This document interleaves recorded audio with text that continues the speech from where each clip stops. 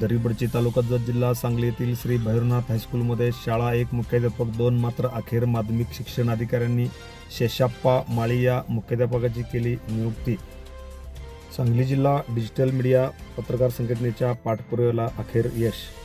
जत तालुक्यातील दरीबडची तालुका जत जिल्हा सांगली येथील श्री भैरवनाथ हायस्कूल व ज्युनियर कॉलेजमध्ये एका शाळेचा कारभार 2 मुख्याध्यापकांकडून चालविला जात असल्याचा धक्कादायक प्रकार समोर आला होता। संस्थेतील अंतर्गत वादाचा थेट परिणाम शाळेच्या प्रशासकीय कामकाजावर तसेच विद्यार्थ्यांच्या शैक्षणिक वातावरणावर होत असल्याची बाब जत तालुका व सांगली जिल्हा डिजिटल मीडियाच्या पत्रकारांनी पुढे आणली।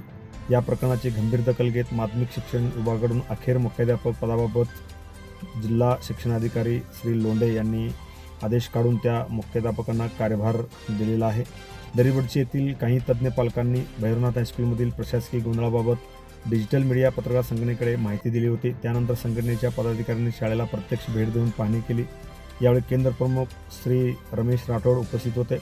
शाळेत इयत्ता 5वी ते 12वी पर्यंतचे वर्ग असून विद्यार्थ्यांची संख्या मोठी आहे। मात्र शाळेचे अधिकृत मुख्याध्यापक नेमका कोण याबाबत शिक्षक, पालक व ग्रामस्थांमध्ये संभ्रमाचे वातावरण निर्माण झाल्याचे निदर्शनास आले।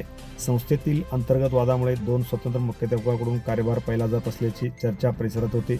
त्यामुळे प्रशासकीय निर्णय, शाळेचे दैनंदिन कामकाज आणि विद्यार्थ्यांशी संबंधित बाबीमध्ये विस्कळीतपणा निर्माण झाल्याचे पालक व ग्रामस्थांचे म्हणणे होते।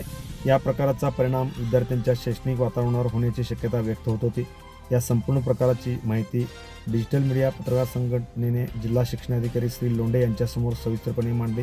शाळेतील वस्तुस्थिती माहिती संबंधित अधिकाऱ्यांच्या निदर्शनास आणून देत पालक व विद्यार्थ्यांच्या हिताच्या दृष्टीने तातडीने निर्णय घेण्याची मागणी करण्यात आली।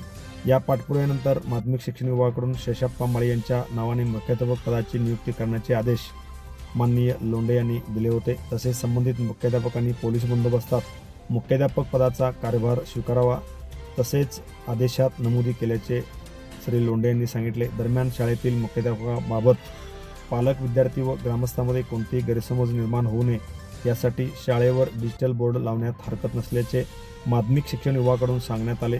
त्यामुळे शाळेच्या प्रशासकीय कारभाराबाबत निर्माण झालेला संभ्रम दूर होण्यास मदत होणार आहे। एका शाळेत 2 मुख्याध्यापकांकडून कारभार चालत असल्याच्या प्रकारामुळे विद्यार्थ्यांच्या शिक्षणाचा प्रश्न ऐरणीवर आला होता।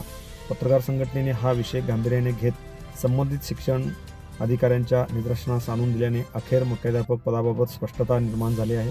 त्यामुळे पालक, ग्रामस्थ आणि विद्यार्थ्यांमधून समाधान व्यक्त होत असून शाळेचा कारभार सुरळीत होऊन विद्यार्थ्यांच्या शिक्षणाला प्राधान्य मिळावे अशी अपेक्षा सध्या व्यक्त केली जात आहे। Press the bell icon on the YouTube app and never miss another update.